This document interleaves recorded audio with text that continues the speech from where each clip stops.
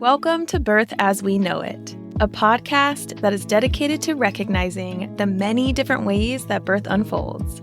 I am your host, Kiona Nessenbaum. I have experienced birth as a doula, a student midwife, a birth assistant, and as a mother of 3 amazing children of my own. After attending over 140 births, I've realized that each birth experience is truly unique. So make sure you subscribe and join me as we are guided through many different birth experiences through the lens of the storyteller. Please be aware that some of these stories can be triggering to hear. So feel free to pause, take a breath, and come back and listen whenever you're ready. With that said, let's prep ourselves to dive deep and get detailed about what really happens in the birth space.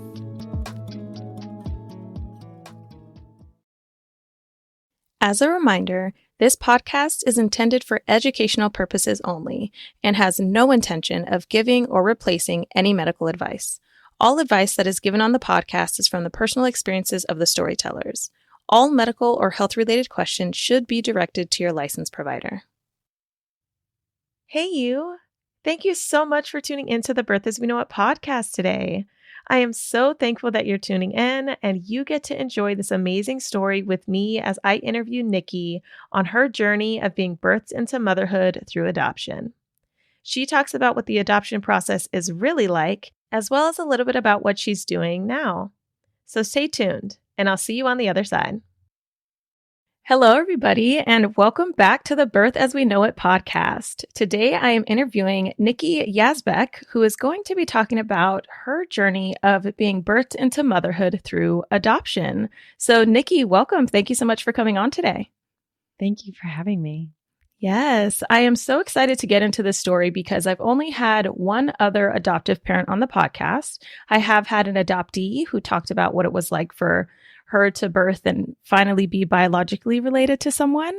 So that was very interesting. And I'm excited to dive into your perspective because in your guest request form, you had mentioned that you'd never really try to have a baby on your own before you decided for adoption. So let me know more about that. How'd that go for you? Well, in a past life, I was married to another person, not the partner I'm with now, who I've been with for almost 20 years. And we didn't use protection. And I was open to getting pregnant, but I just didn't have a timeline of that. And we were together for quite a while, I think 6 years, and nothing happened. And so I felt like there was something there. When I met my husband now that I'm with, I said to him, ever since I was a little girl, I wanted to have a baby and adopt a baby. And are you open to that? And he said yes. And then we were together. I met him later in life. So I was 36. He's 10 years younger. And same thing. We didn't use protection. Nothing was happening. And I just decided to just jump straight to adoption, which I don't think is the typical story. But I had seen when my friends had gone through fertility treatments and they were really struggling and it was breaking up marriages and it was so hard and it was so stressful on both of the partners. And I just didn't want that. When I went to the doctor, everything seemingly seemed normal, but we just really jumped straight to adoption. When we made that decision, I thought my husband's 10 years younger. I was on the fence about 50-50 if I wanted a kid or not. Our marriage was so beautiful and so strong and so powerful. And I was a little scared that something was kind of wedged in between us. And I had worked for an adoption agency before. And so we made an appointment to go talk to an adoption agency and just gather information. And then when we walked out of there, I said, let's just sign up. Let's just do this. Adoption's a really long process and it's a really complicated and hard process. And I think most anybody that's gone through the adoption process would mirror that information. So from the date that we signed the paperwork to the date that we connected with our little boy, it was almost 2 years. Wow. And so emotionally, that's draining as well. You're waiting to get a phone call. You're waiting to get a phone call. They call. It's not the call you're wanting. Things fell through. He was our 4th referral. We were open to race and gender, but we wanted healthy. And we kept getting these referrals that were not healthy kids. And so we were turning them down. One was like addicted to methamphetamine. Another one had a brain bleed, like all these things. Another one, they gave us a referral for a 3-year-old and we just wanted like a healthy newborn. And so there was a lot of, you get the call and they're like, we have a match for you. And then there's this big excitement and then there's this big letdown. So it's super emotionally draining, but it happened. It happened and we got him. I would say that in almost the 20 years I've been with my husband, it was probably one of the hardest things we've gone through as well. Just the emotional toll of the whole adoption. Oh my goodness. Yeah, that really sounds challenging because, when you go into a pregnancy, you know that you're going to have a baby 9 or 10 months, right? If everything goes smoothly. But with this adoption, you're getting referrals. And one, I respect the fact that you kept up with your boundaries because some families want children so bad that they're willing to make exceptions on what it is they were looking for. So I respect that. I think that's really important to mention because you had this vision of what you wanted your life and your family to look like, and you waited to make sure that as close as possible, you got the bare minimum of what you were hoping for, which is a healthy newborn baby. The other thing that I really enjoyed about what you just said is the fact that you were open to all ethnicities, either sex, like you were just open to it and all you wanted was a healthy newborn. And I also appreciate the fact that you and your husband were in this decision together and both of you had contributed to the desire of what it is that you wanted. So I think that's great. Yeah. I think also too, when you're doing adoption, the mothers underreport. So they underreport alcohol use, they underreport drug use, they underreport, mental health issues. And so even when you're specific about, it's a little bit like you don't have control over the mom's diet if she's taking prenatal vitamins, if she's using, like, you don't have much control over that. The interesting thing was when I went to the adoption agency, I said to them, I really want a birth mother that loves her baby and isn't in a situation where she was raped and she's like, get this thing out of me, like hating this child that's inside of her. And they a little bit laughed at me. I don't know if you've seen that movie Juno, but they're like, this isn't Juno. And they thought that was a little silly, but we got that. We got the birth mom. We got the birth father that just loved this child, still loves him. So there was that deep connection. And that was something that was really important to me. I wasn't sure if I was going to get that, but we did. And so I feel like there was love going towards him while he was in her womb. Not that that was easy, not that she wasn't struggling, and not that there was a lot of conflict around that for her. And I think that was probably one of her hardest moments in her life. But we got that beautiful connection. And I've got pictures where the birth mother and father are holding him, and all you can see is just love in their eyes. Like, it's so clear that they love him. And so the adoption was done out of complete love. And I thought that was so beautiful. Yes. Oh my goodness. That's so important too. And the fact that you have that photo for your son to look back on and say, look, your birth family loved you too. That's truly beautiful. Now, is this adoption an open adoption? Does he get to communicate with his birth family at all? Or is it a closed adoption? It's open. We did the adoption in California, and in California it's open.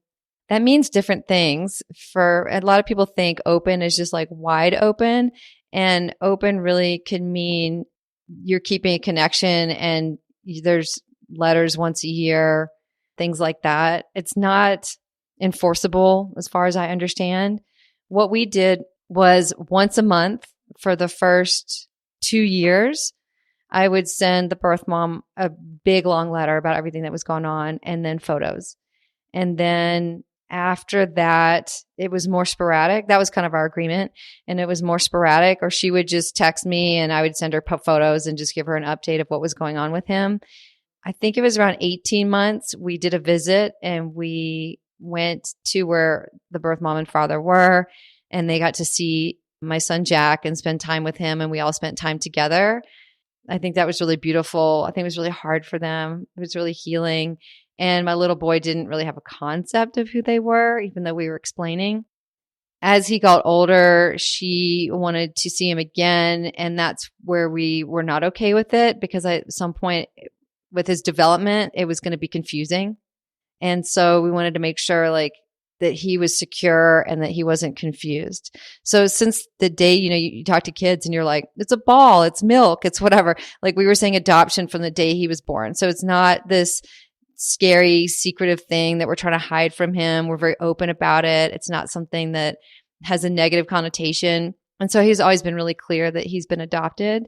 And then probably 9 months ago, about once or twice a year, I ask him, do you want to have, now that he's older, he's 10 and a half now, do you want to have a contact with your birth mom? And he was always saying no. And he doesn't really ask much about her. I don't think he wants to know a lot about her. And this past year, he said he was open to it. We set it all up. The day came, and he didn't want to talk to her. Then he did again later, maybe like a month later. And so we had a phone call with my husband and myself and Jack and then the birth mom. It was really beautiful. My son was very nervous, and he had me and my husband on either side of him, and he kept pulling his arms around us and like squeezing us towards him and just really like a little bit clingy. And so I had these conversations, before and after that talk about, I'm your mom and nobody can take you away from me. And this is your birth mom, and you can have contact with her whenever you'd like. And it's up to you. Like, you hold the keys to how much contact you have. So it's always what's best interest for him. I know a lot of people in my life have had trouble hearing this story because they freak out and their panic, turns on when they hear this. And I'm not saying it's easy for us, and that not even sometimes necessarily what I want, but I'm always thinking about what's best for him. And I wanted him to know that he was loved in this world and that he has choice and he has control over this. And so those conversations are beautiful, and they're painful for all of us, and they're healing for all of us, and they're complicated. So it's been a journey. Yeah. And so with the adoption of that birth mom, when you did get placed with her, so we're just backing up a little bit. Mm-hmm. When you did get the referral for Jack, did you get it after he was born? Or were you like, hey, this person is pregnant, you can follow her throughout pregnancy? What did that look like for you? Yeah, that was complicated too. So they called me. I was traveling for work, and I was in DC on like a sales. I was doing sales at the time, and I get the call, and so I answer, and I'm with my boss like at a meeting, and I get the call, I leave, and they say, we have a birth mother for you, and she's pregnant, and she's going to give birth like ASAP. You need to drop everything and come to California right now. And they didn't give me that much information. They said that there was a little bit of a complication around the birth father, but they're like, we know your husband and he's amazing, and then this is all just going to get sorted out. And the crazy thing was, before the adoption, we'd been waiting 22 and a half months, and I was getting tired of waiting. And so I had packed this full-size suitcase full of gender neutral clothing and diapers and bottles and like everything. I had this huge bag packed and ready to go, and it was sitting by the front door. My family thought it was crazy. They were a little concerned about me and my mental health, but I had put that suitcase there maybe 2 weeks before. I got that call, called my husband. I'm like, oh my God, we need to get to California. It's a long story, but we were temporarily in Alabama at that moment. So I flew from my meeting back to Alabama. We couldn't even get flights out. So we went and drove to Atlanta, got a flight out, went to Santa Maria, California, and we meet her. We meet her and the birth father and her mother, and we go to lunch, my husband and I, and she's pregnant. She's enormous. And what was interesting was that her mother had been adopted. Okay. And so I think that was part of like this whole process, and then it was lovely. Like, she was really young. She was 19. We connected. They had said they had this name for him they asked what we were going to name him. And I was a little nervous because we'd already kind of picked out our names. And I said it was going to be Jack Dylan. And she said, oh, we've always thought of him as Aiden. Like, that's the name that we've had for him this whole time. And I said, well, we'll call him Jack Aiden. Like, that was actually one on our short list anyway. And so she was super happy with that. We went back to our hotel room, and like days went by and she wasn't in labor. And then we get an email from the adoption agency, and they tell us that this, like, buried in this paperwork that they gave us, that they weren't very transparent. And this is actually not completely unusual for adoption agencies to do some stuff like this, unfortunately. But they said that the birth father had contested the adoption. So it was really complicated. And I said to my husband, okay, let's go home. Like if this birth father is contesting this adoption and he wants to keep this child, like I'm not going to get in the way of that. Like let's just hop on this plane and go home. So we ended up, I used to work for an adoption agency. I called the adoption attorney at that the adoption agency and told her this whole story and asked her what to do.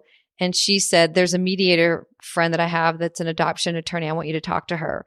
And this attorney said to me, you know, when you have a kid, once you have them, you'll do anything. You'll go to the ends of the earth. You'll do anything for that child. Well, he doesn't have anybody in his life right now, and you're that person, and you need to be there for him in that way. And that just kind of shifted whatever was going on in my head around this adoption. We hired an adoption attorney, and I was like, I called my family. I'm like, this is going to be so expensive. Like, this is just insane. Like, the cost of this was just adding up. But here's this little boy. He's been born. He's healthy, you know, like a healthy kid, right? They wouldn't let us mediate with this birth father beforehand. Like the attorneys wouldn't mediate. So I'm in the hospital with Jack. He's in the room with us. He's banded with us. We're sharing a room. And I don't know what happened. This is bizarre. Like my nervous system must have been freaking out. I think I did something with like the hand sanitizer in my eyes. I don't know what happened, but I had an allergic reaction and my eyes swelled shut. They were like little slits. So we're in the hospital and they can't give me anything because I'm not technically a patient. So I asked my husband to go to Walgreens. I'm calling him. I'm like, my throat is closing up and I don't know what to do. He's like, if you need to, you need to go to the emergency room downstairs. So anyway, he gets me Benadryl. My face is like all swollen. I'm a big hot mess and we have to go to court the next day. And because we weren't expecting to go to court, I have yoga clothes and jeans and all of this stuff. So we go and we show up in court and I'm in like yoga clothes. My husband's in jeans. The birth father's in a suit and my face is like completely swollen. I can't even wear makeup because my eyes are swollen shut. Anyway, we talked to the attorney and we have to make an agreement that we will not leave the state. That was what was in the paperwork. There was a restraining order against Jack that we couldn't leave the state. That was what was in the paperwork. And we're like, oh my God. So we made an agreement with the attorney and with that guy that we would get genetic testing. We would do all this. And if something was contested, we would return back to California, that we could go home, but we could return. Anyway, at the end of that meeting, we meet with the birth father and all he really wants is to have contact with this child. He doesn't want to raise him. He doesn't want to be super involved, but he just doesn't want to lose contact. And so we create an agreement, same thing that I did with the birth mom. Like I'll do letters once a month for the first 2 years, and then we'll do yearly contact and reports. But I said that I didn't want him to have any contact, any physical, like face-to-face contact, but that we would agree that he could meet Jack, that we would bring him and he could meet Jack as this newborn. So we wrapped all this up. We agreed to all of this. And then there was the birth mom. This is a little complicated here, but the birth mom was with the birth father, the one that we thought was the birth father. It was her boyfriend that she was with for a year and a half. And she had this indiscretion with this boss. And this was the one that contested the adoption. She was sure that he was the one that was the birth father. And so when we were in the hospital, we did genetic testing. And so we went to Walgreens, swabbed the birth father, the one, her boyfriend, swabbed her.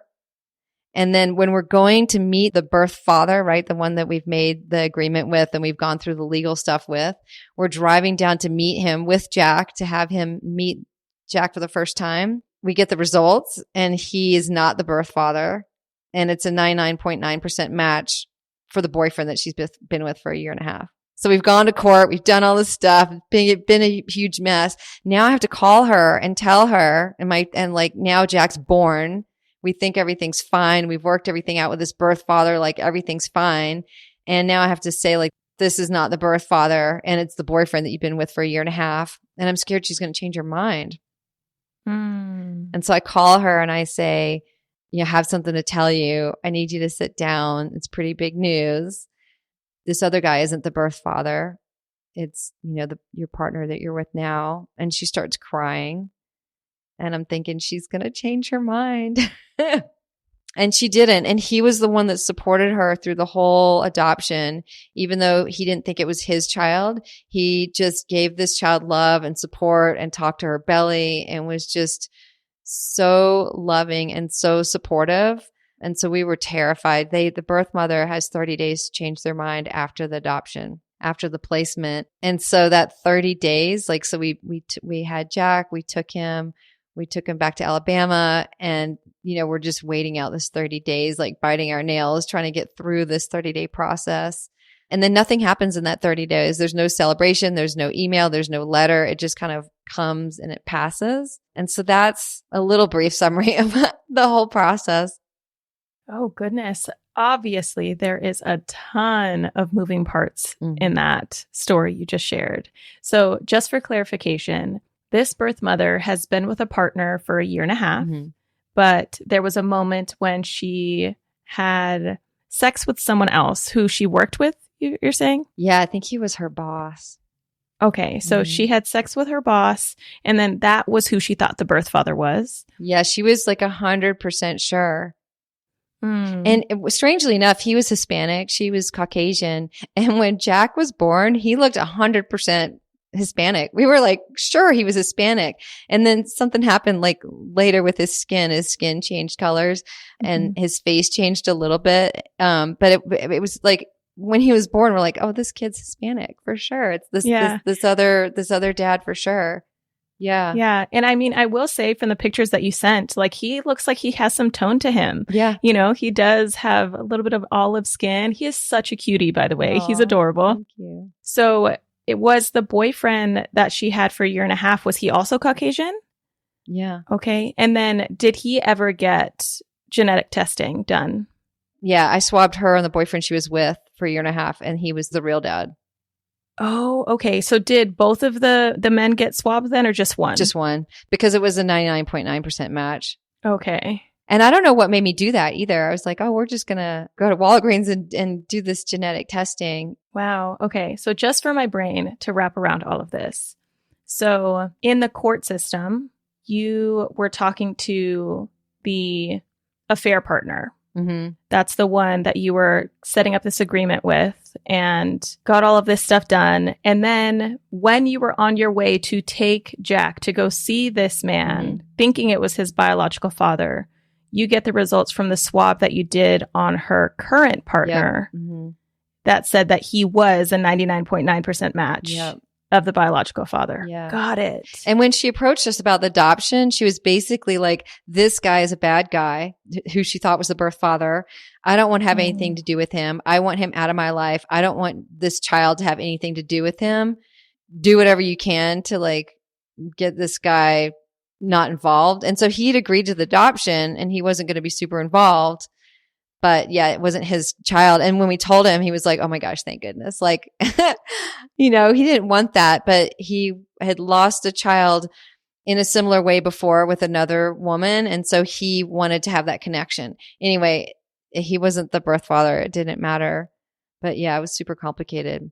And then imagine for them to find out that, they'd been together a year and a half. They actually got married after Jack was born. They got married and since have gotten divorced. But there was a lot of love between them. And I think that was probably one of the hardest things for them to go through. But their family was not willing to financially support them. They weren't able to financially support themselves. And I think she was, 18 when she got pregnant. So it was just a lot for her.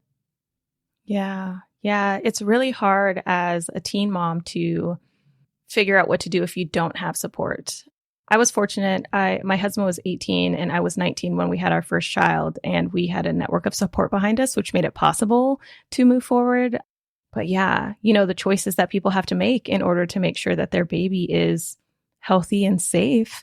Adoption is a great option for that, to know that they're going to go to a loving family, to someone who wants a child, and to someone who is willing to love on their child as if they are their own, because they are their own. Yeah. So that's amazing. Well, and I think adoption's such a harder choice as a birthing mother. Like, I honestly can't imagine how difficult that would be. But if there's a choice between abortion and adoption, I mean, I think for a lot of people, abortion would be an easier option, and adoption is just like you're carrying it for 9 months and you have this beautiful connection, and then you're having to release this connection. I imagine I just can't.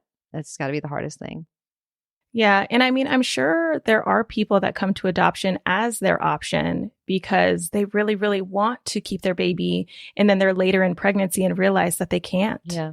And abortion is no longer on the table. Yeah. And at that point, most people don't want to abort anymore.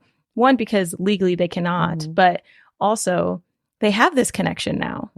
So turning to adoption at that point could be their best choice. Yeah. I mean, I think it helped. The birth mother's mother had been adopted and she'd had a pretty good adoption story. And so I think that was helpful in the process and probably helpful in her decision. Yeah, I would say so for sure, because they have that person that is literally so close to them, connected to the adoption system and the adoption process, that they have her to refer to with all of their heavy questions. And from the perspective of being the one that was adopted, being the adoptee, how was life for you as an adoptee? And then knowing that their biological son is going to be an adoptee as well. Yeah. Yeah. Yeah. I mean, it's funny. And I live on a cul-de-sac now there's like 14 homes on our little cul-de-sac, and there's 3 families on our street that have kids that are adopted. Beautiful. It's really common. So I think we keep meeting families, and I keep talking about how different families look different ways, right? We have friends of ours, there are 2 men that are together that just had a surrogate, and we're hanging out with them. And some have 2 mommies, and like families all look different. And so I think that's getting more normalized than it was 20 years ago, which is kind of nice. Yeah, absolutely. I agree. And yes, there are so many ways that families come together. You know, there's those unofficial adoptions. I actually have another podcaster friend. Her name is Jana Marie. She's the host of the Big Lash Energy podcast. And she adopted a young lady named Arzu who lived down the street from her house. And she was adopted at 15 or 16 because of a situation. So she was adopted later in life, and she's like, cool, automatically a mom to a teenager. Let's figure this out, you know? Yeah. So families come together in so many different ways. And that's truly what's beautiful about what it can look like to be a family if you really open your mind to what families look like. Yeah. Well, they're saying when in adoption, they say there's really 2 kinds of families. There's families that come to adoption to grow their family. And then there's other people that come to adoption just to help and to like be of service and to nurture some other people, if that makes sense. Yeah, to support and nurture other people into a more positive life, Yeah. I'm assuming. Yeah. Yeah. And I meet a lot of people that feel like really connected to this need to have their genetic imprint on their own kids.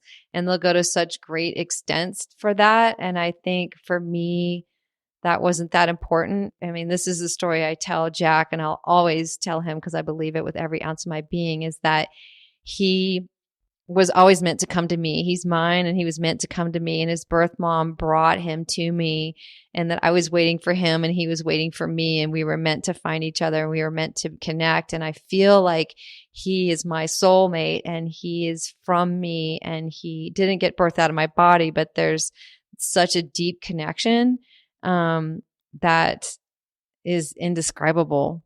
Yeah, I have heard that from other adoptive parents as well, and truly have that connection. There was this video that I watched recently from a mother who had adopted, and their child was 5 at the time. And she was just talking to her followers and saying, I can't even fathom if this child came out of me, if I could love them any more than I already love them. You know, I just feel like they are so much a part of me, and they were meant for me, and I was meant for them. And we are soulmates, you know, they're my best friend. Like, I love them so dearly that I can't even imagine what it would be like to love anybody any more than this. Yeah. So I think that's beautiful. It is truly beautiful. And to be able to grow your family in such a way with such love makes such a huge difference. I mean, I have asked other adoptive parents, some of them have their own biological children and then they've adopted. And I've asked multiple people if they feel a difference in that connection between the ones that are biologically theirs and the ones that are adopted, and they don't. And I think that's really interesting and really beautiful. Yeah, I think it just goes to show that love and care and nurturing and being a family is something that is chosen every single day, because people can make an assumption that, oh, you have to love them because they're family. And that can be really toxic sometimes for people.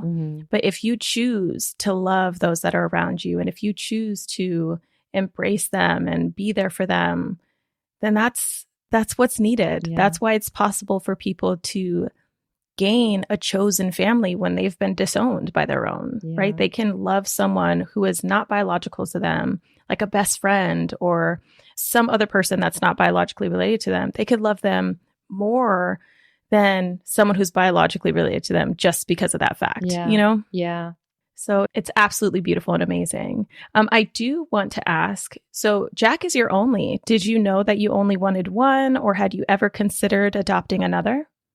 No, Jack is amazing, and he has some ADD and some anxiety, and he's been a lot to manage sometimes. And so I feel like, yes, he's been enough, and I've just poured so much into him, and there's not much left at the end of the day, I think, for anyone else. I think he needs all of our attention. And so I don't even think we really considered another one ever. And I have to say, the adoption process is insane. Besides the financial commitment, it's a lot of energy. The amount of hoops you have to jump through for adoption are incredible. You have to show them all your financials. You have to get letters of recommendation. You have to show proof of income and employment verification. We had to get background checked and fingerprinted and go through the child abuse index clearance. We had to take parenting classes. We had to get ridiculous amounts of forms notarized. And then we had to do that multiple times. I think I got fingerprinted probably 6 or 7 times during the process. And there was just so much paperwork and so much proof that we had to show. And when you have a kid, you don't have to take parenting classes. You just have a kid. Like, you don't have to show that you can afford them and that you have a good job. And so there was a lot of paperwork to go through. And then there's that waiting period that was so challenging. And it's not uncommon for it to take 2 to 3 years. And so I think that was another reason why we were not willing to do that process again. It was just so stressful. Yeah.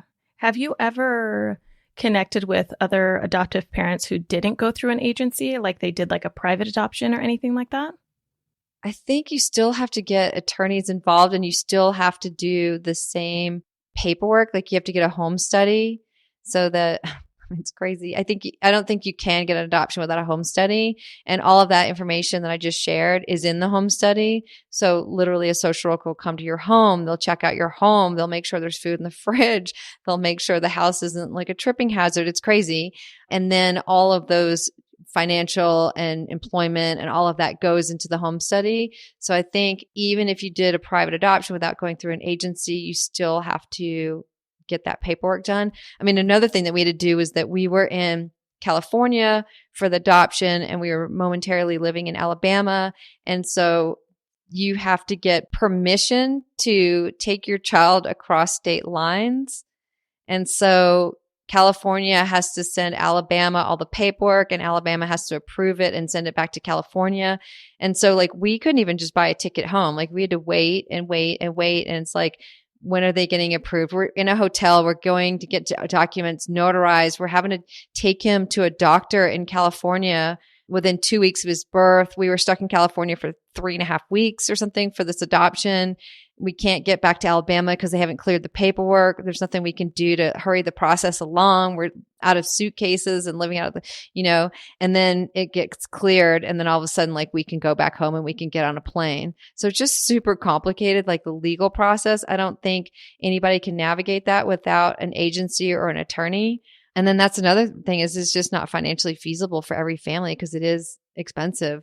And the range of what it can be is super expensive. And it doesn't matter if it's international or domestic, it's going to be expensive. I think international can potentially be even more, because the same thing when you do international, you have to get permission to bring your child into the country. So you could be stuck in another country for 3 weeks waiting for paperwork to clear to get back to your country.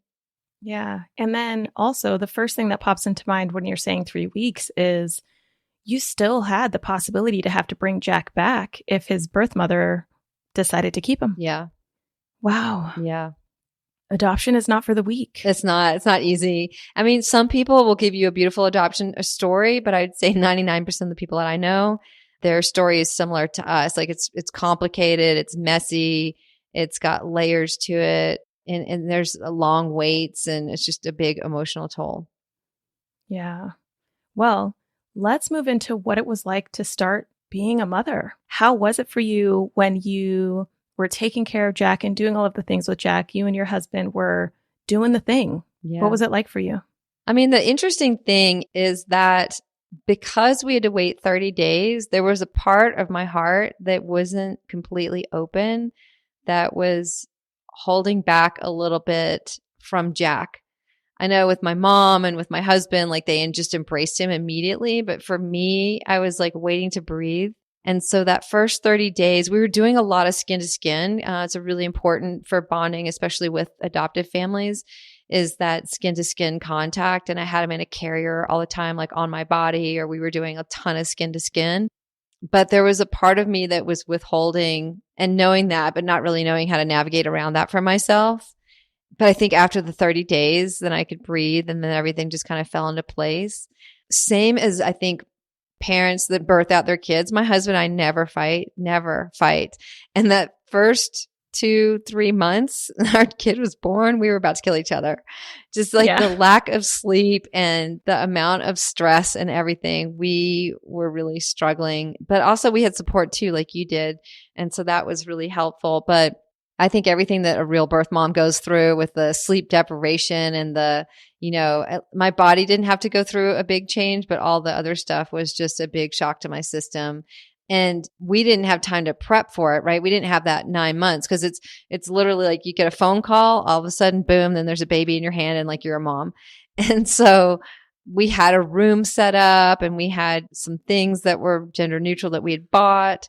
And so we were somewhat prepared. But I mean, and you know this, we just getting the car seat in the car and trying to figure out how to get that thing to go into the car securely was like a whole ordeal. And like trying to figure out the stroller and trying to figure out the whole feeding thing, and like not knowing what we're doing, and having read all the books but still being clueless. I think the struggles are similar, but my body didn't have to go through a big transformation. Yeah. And so speaking of feeding, what were your feeding choices? Because there are some adoptive parents that decide to induce lactation. Was that anything you wanted to try to do? Or were you just like, oh, let's just do formula because he needs to be fed? Yeah, I wanted to induce lactation, but it was complicated. And I can't remember. I did a lot of research on it, and we ended up not doing it, although that would have been my preferred choice. We did ask the birth mom to pump the colostrum that first time. That's colostrum super important, that first breastfeeding. And so we did get that for him because that's so good for their immune system. Then I had a friend who has a kid the similar age, and she was producing a bunch of extra milk. And I trusted her as like a clean source. So I was getting some breast milk from her for a while. And then we had to move to formula. It was not my choice to want to do that, but we moved to formula. We researched all the brands, went with like the most natural brand that didn't have any of the chemicals in it. And he was experiencing like major constipation, and it was not a good choice. And so we had to end up using Enfamil, which was like my last choice in the whole wide world. But his body was able to tolerate that a lot better. I mean, the one good thing about formula feeding over breastfeeding is that it sustains the babies a little bit longer. And so they're able to take longer stretches without food. And so you get a little bit more sleep and a little bit more rest. But yeah, I'm not a fan of formula, but that's what we had to do. Yeah. And I mean, it sounds like you tried all the things. Yeah. You did all the things. You got the pumped colostrum, which is so beautiful that you were able to obtain that, because you are correct. Colostrum is extremely important for babies in the beginning, especially from their biological parent, because their biological parent's lactation has been like specifically made for them and to help them develop and grow or get all the nutrients they need right there immediately after birth. So that's beautiful. I also love that you utilized donated milk. It makes me think of this app that I just partnered with, but also just truly love. It's called Share the Drop, and it is a milk donation app. So it's kind of like a dating app for breast milk. And so you put all of these things in it, and like you create your profile, and you even can like filter the kinds of things that you do. Like, are you using prescription medication? Are you a smoker? Like, do you use alcohol? Like, all of this stuff you can put in your app. And I don't know if it's like based off trust or if you have to input like actual medical proof. But the thing that I truly enjoy about that app is you can put in the fact like, oh, I need milk. These are the filtrations that I need. And you can put it in. And I did a test, and there was someone 5 miles away from me who had milk that they could utilize. Yeah. So if people really wanted to take advantage of breast milk, that's also another way to go. So. Yeah. I know that there's like breast milk banks where you can buy it, and it's supposed to be insanely expensive. I was just really glad that I had my friend. She was down the street too. She had so much excess. And so we did use that for quite a while. I'm really happy that we had her. Yeah. So what would you say was your most challenging time during the first few months of Jack's life from a parenting perspective? I think waiting that 30 days was the most challenging. I think having a baby and not being at home in my environment and having to like drive all over LA, like any errand in LA is just an ordeal. And so, having to get paperwork signed and forms and documents. And then after Jack was born and the birth mom was home, like we needed to do a visit with them and spend time with them. So it's just this like 30 days waiting to see if he was going to be able to stay with us. And then the lack of sleep, just because you can't think clearly, I think was the most challenging. I think everybody in my life really embraced him right away. Everyone knew that we had been waiting for a really long time. And so they were really happy. And so there was a lot of love surrounding him. So it wasn't necessarily hard. It's just we didn't know what we were doing as new parents. So tell me what it was like when you were finally at home and settled in. Was there any moment where you were like, we did it. We're home and we're a family? I think that honestly, the moment that stands out in my mind the most was when we were leaving the hospital more than when we were at home. And they had to put me in a wheelchair, which is kind of funny, to take Jack out. They had to wheel me out as like a patient. And I remember my husband went to get the car. The elevator was full of strangers. I'm not very like publicly display emotion. And the elevator door shuts and I've got Jack in my arms and I just burst out crying. And it was this like pain for the birth mom and like how incredibly difficult that must be for her, like almost like taking her baby from her and then just having him on my arms to myself, because we spent a lot of time with the birth mom and shared Jack really well in the hospital. And that was really, really hard. And so that was that first moment where I had him alone in my arms. And I'm like, oh my gosh, right? Like the elevator shuts and then my whole body just and my nervous system just completely fell apart and relaxed and let go of like all the stuff that I'd been holding in. Oh, that sounds like a really powerful moment, actually, of, oh, this is happening, Yeah. Yes, absolutely. Oh my goodness. So is there anything that we haven't talked about yet that you want to talk about? I don't know. I think adoption is definitely not for everybody. It's not as easy as people think it is. It's complex, and there's a lot of literature around how an adoptee tends to have this thing inside of them that's missing. Almost like this hole, a little bit of a hole inside of them. And I think that there's something really like a trauma that happens to the birth child before they're verbal that they can't ever wrap their head around and they can't ever understand. And so I think that's just something that you need to expect and to be able to navigate around and just know that like that's not something that I can control, but there is a trauma that happened before they're verbal that's going to show up in different ways as they get older. And I think some kids grow up out of adoption and they really want to connect with their birth families and others don't at all. I kind of have a feeling my little boy doesn't have a lot of interest in that. And so I think as the family, you have to do what's best for the kid. And that might not be the easiest thing.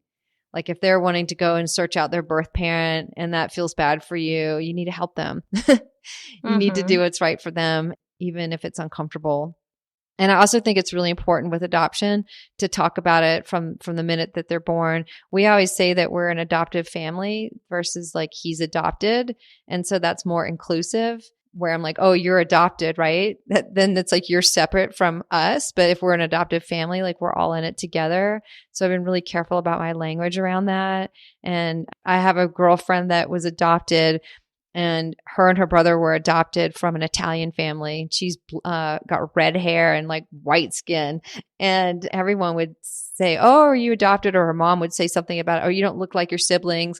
And her mom would say something about adoption. And then she could see her mom's body language change and her mom would get really uncomfortable, and kids pick up on that, right? And so it's finding a way to get really comfortable talking about it with strangers, with other people, so that your kids don't pick up on any discomfort that you might have, or work through that discomfort to get rid of it. Right. And with you talking so much about paying attention to the way that the kid feels throughout the adoption process, I'm actually really curious about you in particular, because with being in the motherly role, the primary parent role, how would you say that you handled the postpartum time, like the immediate postpartum time mentally? Mm-hmm. Would you say that you experienced any postpartum depression at any point? And if so, what did that look like for you? Or any different levels of emotions?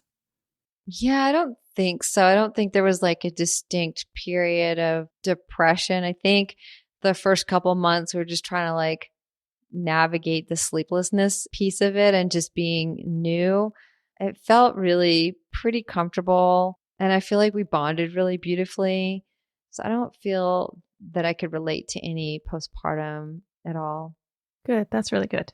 I have 3 final closing questions that I ask all of my interviewees. The first one is, what is one piece of advice that you would give to all adoptive parents to prepare for the adoption process and for bringing a baby home? I think it's really important to dig down deep into what you're okay with handling and what you're not okay with.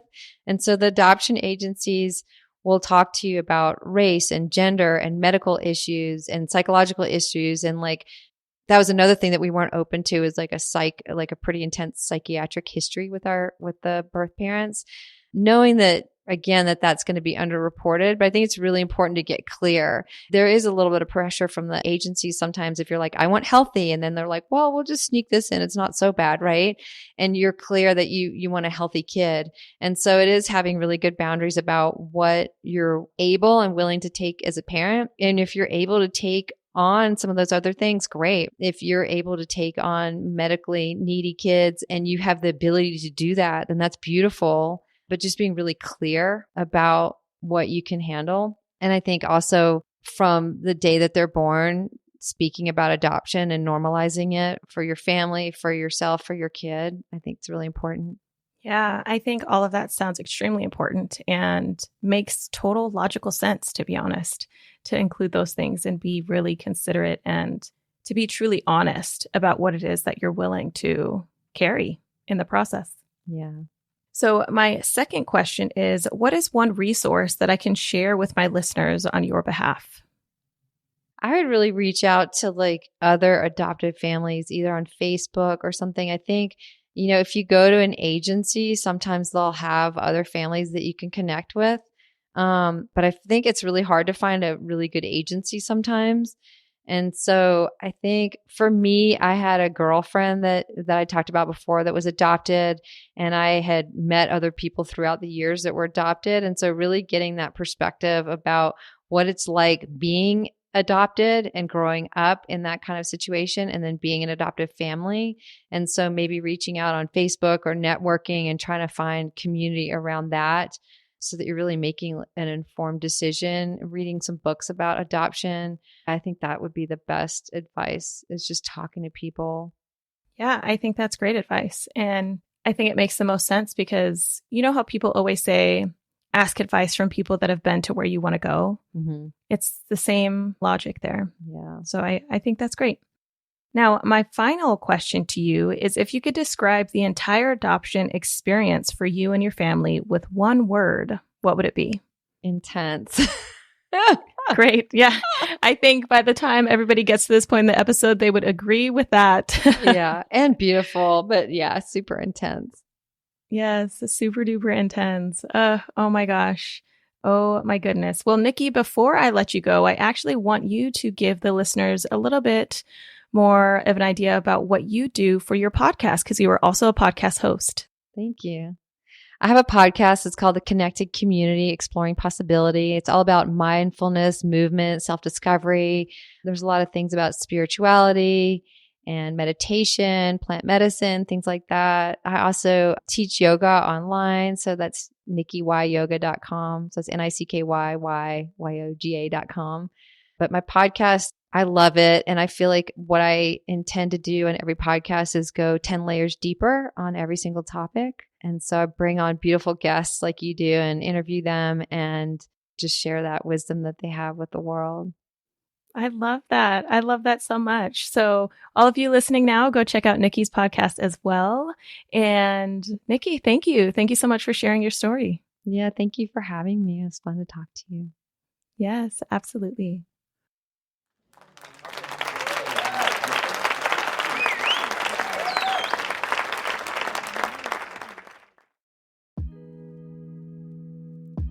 Hey, you're back.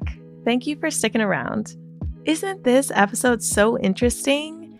Being able to hear how Nicky describes the process of adoption, I had no idea that it could take anywhere from 2 to 3 years to even have a baby placed with you as an adoptive parent. That is so extremely emotionally challenging, and Nicky said so herself.